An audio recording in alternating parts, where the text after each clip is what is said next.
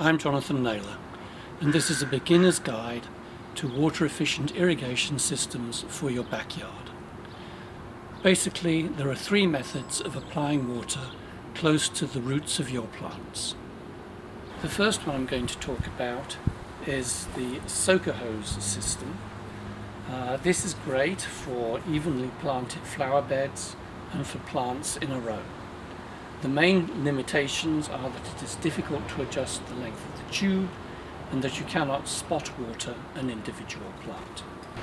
The second method is simply to have a long tube and to drill holes in it.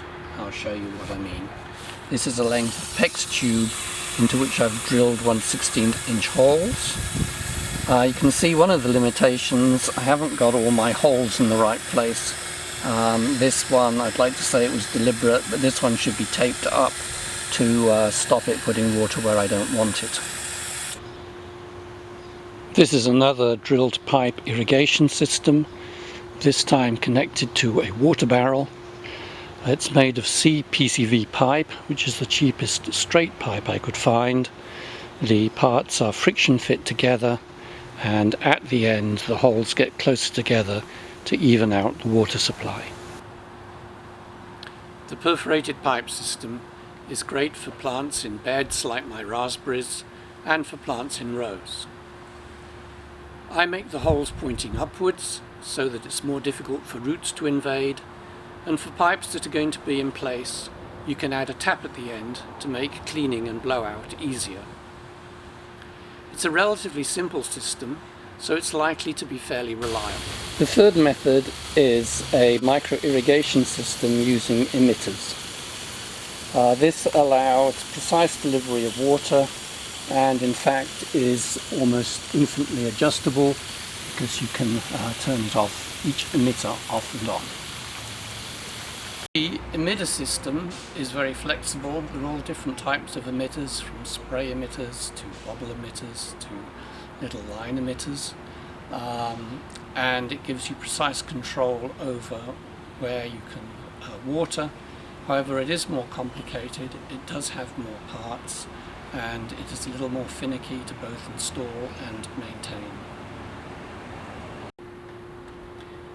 There are two sources of water for the backyard. One is the tap, the other is the rain barrel.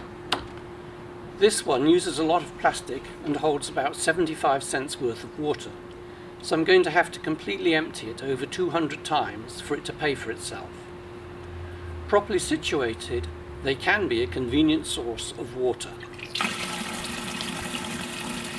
Thanks to root level watering, we're now using about a quarter of the water at an individual watering. This is mainly because we're not watering the house, the sidewalk, the fence, or unnecessarily watering the grass. However, we are watering more frequently, the system is more convenient, it's on timers, it's pre-laid. We're getting more flowers, we're getting more veggies, we're getting less disease.